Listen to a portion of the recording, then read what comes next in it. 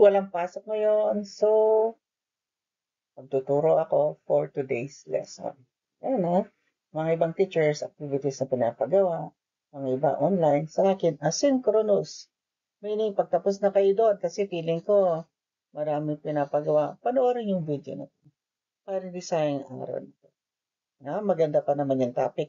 It's only 27 slides compared sa ibang lesson natin, which is 45 slides, which is sakto 1 minute per slide, average of 45 minutes, sakto sa isang araw. Maliban sa mga thought-provoking questions, which you can do it by pausing the videos. Yan. So, nasa lesson number 2 na tayo for this week. Please tapusin natin yung video natin for last week. Alam ko marami pang hindi nakakapanood kasi namomonitor ko yung views. Sabihin hindi kayo nanonood, mawawalan tayo ng what? Kaalaman pag hindi tayo nanonood. Kasi pagbagsak natin ng week, pag may pasok, ay magbibigay lang ako ng summary. So, manonood pa rin kayo. Okay? Yan. Bakit maganda to? Kasi at least pag sa oras mo, doon ka makapag-aral, pag-relax ka. No pressure. Parang nasa Norway lang tayo. Learning based on what? Happiness. Happiness. Okay, just like yesterday's lesson for this new week, we're gonna understand more concepts about management. Of course, we're gonna use what we've learned in everyday lives. And you're able to understand the roles of a manager, which is in our book, page 34 to 37. May lecture kayo lahat nito hanggang week 4. Session 1 to 4, may lecture kayo hanggang week 4. Nasa page. Go back to my page video.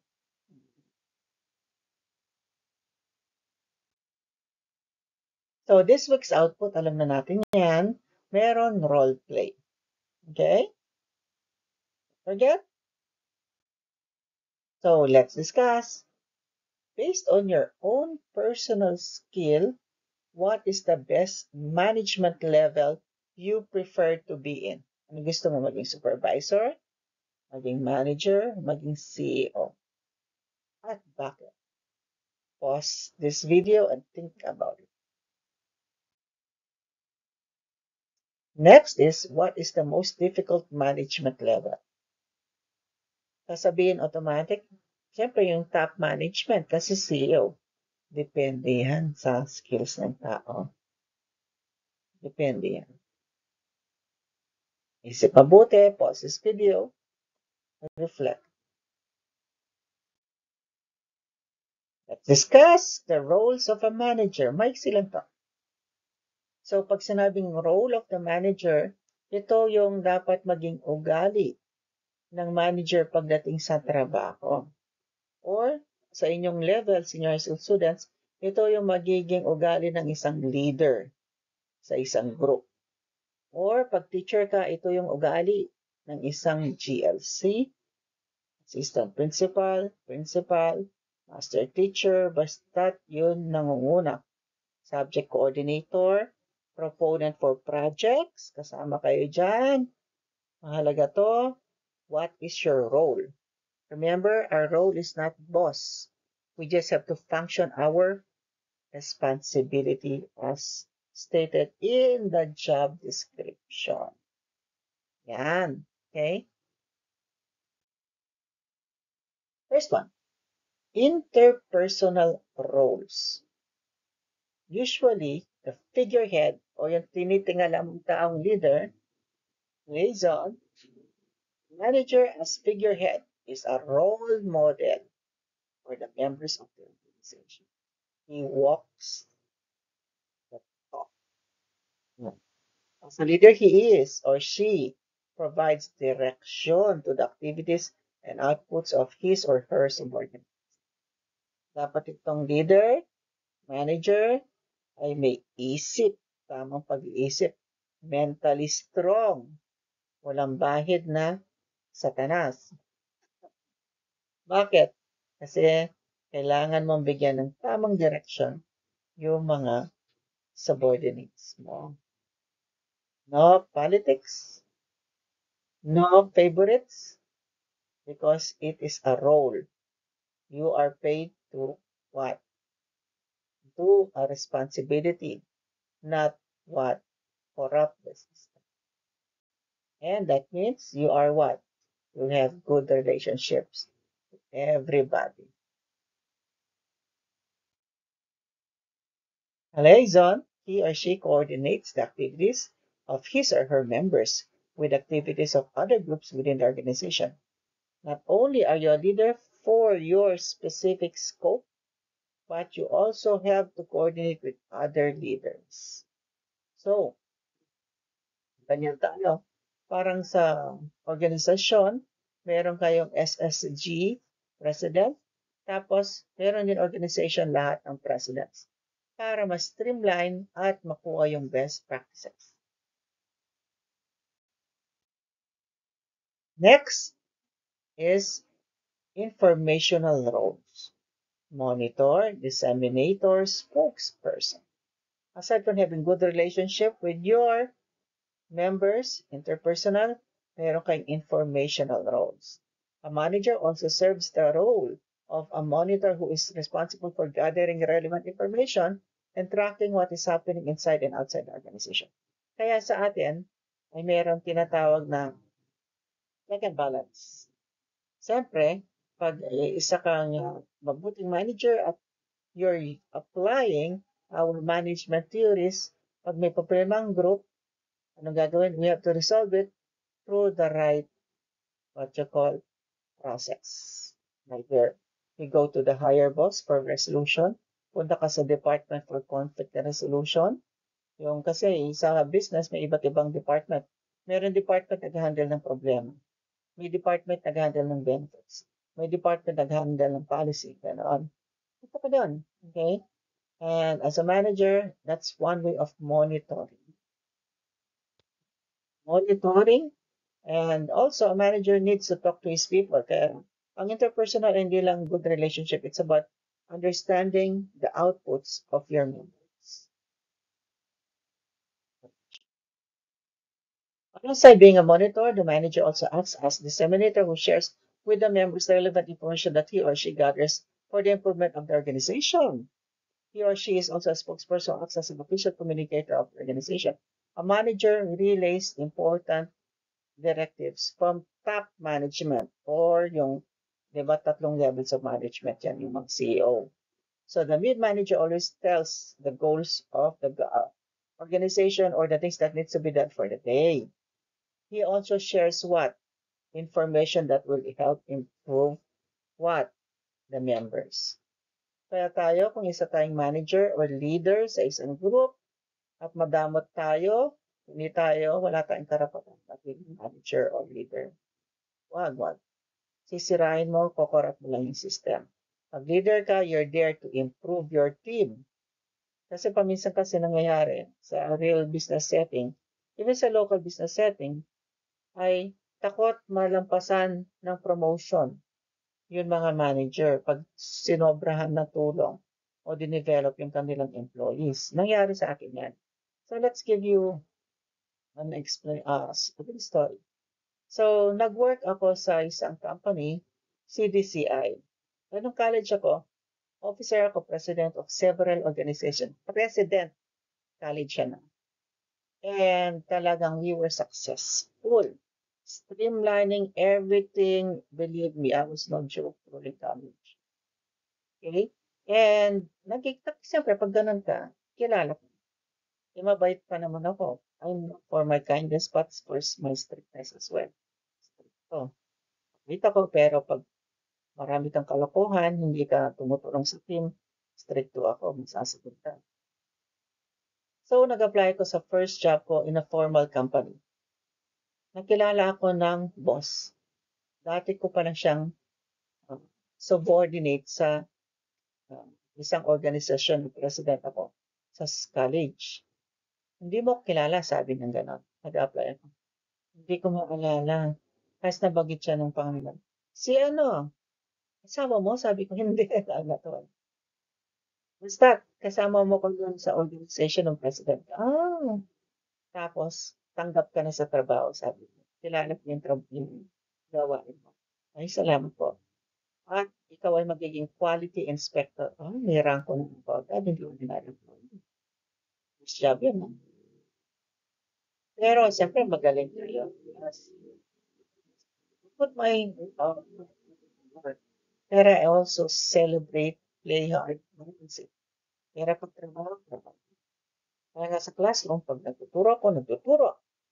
Hindi nga ako makikita mag-absent or late. Maliban kung nagpwersa na ako late dahil may meeting. Pero ayoko yun. Para lang nilang. So, through the bunch of working, siyempre mag-excel ako. Normal yung excel ako. Pangat ako based sa productivity ko. That's normal for me. Everywhere. Ang problema lang, I'm gonna be the source of envy and hatred sa mga sa taas. So, by the way, yung nag-promote sa akin, ang nag-hire ako na promote ay nainggit sa akin. So, nung na-transfer na ako for promotion, hindi niya pinirmahan. Yun. Pag leader ka, hindi ka ganyan. Okay? Pag leader ka, ay what? You should be happy if your uh, members are growing. Dito sa DepEd, maraming ganyan.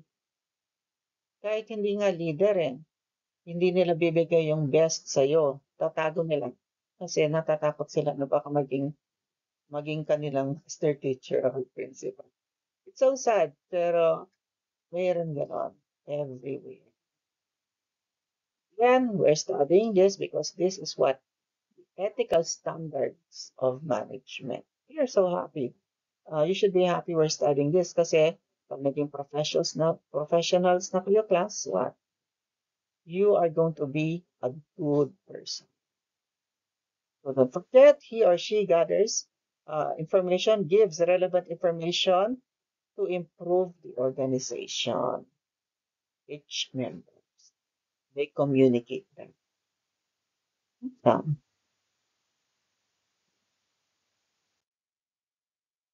You also have decisional roles. Ay, nako. Ito yung isa sa mga tandaan natin bilang manager. Mag-desisyon ka at manatili ka sa tamang desisyon. Entrepreneur, disturbance handler, resource allocator, negotiator. A manager is an entrepreneur who develops new opportunities for the business. Okay? At the same time, he or she is also a disturbance handler who resolves conflicts among members. Resource allocator who allocates funds and distributes resources for effective use. And a negotiator who makes effective agreement with various parties. In other words, what? You make a decision, sound decision, because your decision will affect the business, the organization. If you do not what? Allocate resources properly, resolve conflict, what else? Negotiate with the best deal, your business organization will go down. That is okay. So now let's analyze the different skills of a manager or things that you need to know. And I'm going to use actual examples based on my actual experience. I'm going to show you emails. Okay, totoong nangyari to. Diba? Kasi ako manager, supervisor, etc. Client at board of directors sa isang company. Ang ito ay mga actual instances or examples kung saan nagkakaroon tayo ng managerial decisions. Let's analyze. Okay, let's get some samples from my previous company. Let's focus on interpersonal role, information role, decision-making role. Summary, interpersonal, pakikipagtungo mo sa tao. Information, nagbibigay ka ng mga details or instructions. Decision, gusto mong meron mangyayari. So, interpersonal, information, decisional. First email. Sabi doon, Hi Rom, Ayun, no, nandun yung pangalan ko. Kaya totoong business exchange of information. Hi, Rom. Good morning. Please send 10 recordings of Katleya that, along with your coaching feedback to heart, while I'm still out. These calls for these calls will be used for the calibration call on 12 p.m. Clark time with Tim Hart, Julian, and Mark Star tomorrow. Please let me know if you have questions. Yes, and FYI, calls are being sent to Mark and Julia every Friday, so they will have time to listen to them and give their feedback too. Please see calendar reminders. Recording started on Thursday and Katleya was on Friday. Thank you. So ano to? Informational, interpersonal, informational, or decisional? Siya? Bilang isang manager, anong klaseng email ito? Is it about information or interpersonal, or informational, or decisional? Okay? Pause this video, answer that. The answer is what? So, keywords. Please send 10 recordings with along with your coaching feedback to heart. This will be used for the calibration call on 12 p.m. So, mayroong meeting at kailangan magpadala ka ng recordings ng isang employee kasi pag-aaralan nila. This is informational role. You're being informed to tell people to send recordings and to attend a meeting. Get your management thinking. So this is a situation wherein the manager has what? Applied informational role. Next email. Hi, Yannick and Luis. I hope you both had a good weekend, as much as I do. The previous week has been so unpleasant to me. Apparently, the medication doesn't seem to have an effect to me. I have to visit the doctor again today. I'm afraid I won't be able to make it again to work. I'll probably need another week of time off purely rest. I know what the business needs and I understand how busy we are, especially Luis not having his assistant to do the loan processing tasks. Honestly, I am afraid to lose my job. I really wanted to go back to work, but I don't think I am 100% physically capable. I hope this still works for SF World when I go back. Thanks for both for understanding. What is this? Okay. Information again. Mag-absent daw siya. Okay? Informational role. At kinausap niya yung kanyang mga boss. Takot siya baka matanggal.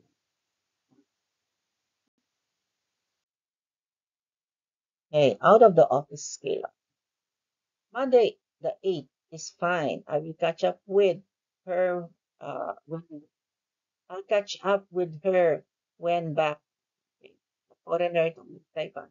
But mostly around HubSpot and the new WordPress website development with Vika. Have already had a brief discussion on a few weeks ago. Cheers. JC, John Crew, and it was sent to me. Okay, so what is this? Interpersonal, decisional, or what? Um,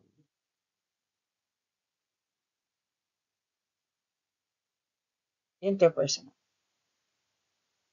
This is what? A decision. Decisional. Kasi Monday, okay, nag-agree siya na Monday is okay. See? So he decided, okay, when I go back, mag-usap tayo. Okay, that's decisional of the owner of a business, Tracy.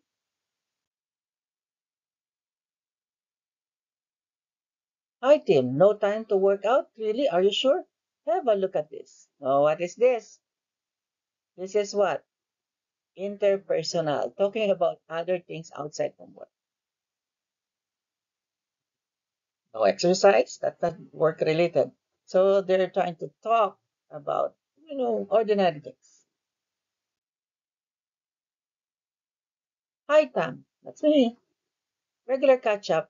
as discussed, will be replaced by utilization report. This is what? Informational. Kasi sabi, oy, palitan natin ito. For your information, gawin natin ito. Information. Hi, Jessie. Hi, Diane.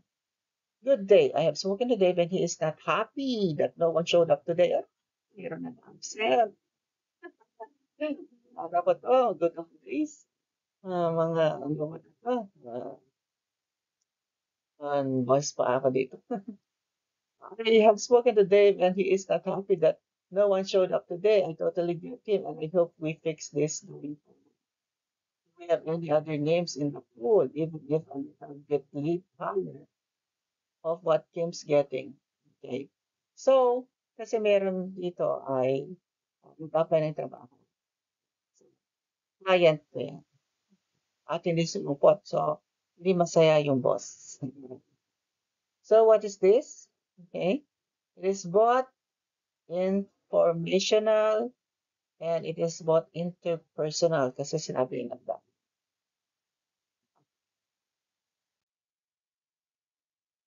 Hi, Jotam. Well noted. We'll be closing the 2 tickets now. Decision.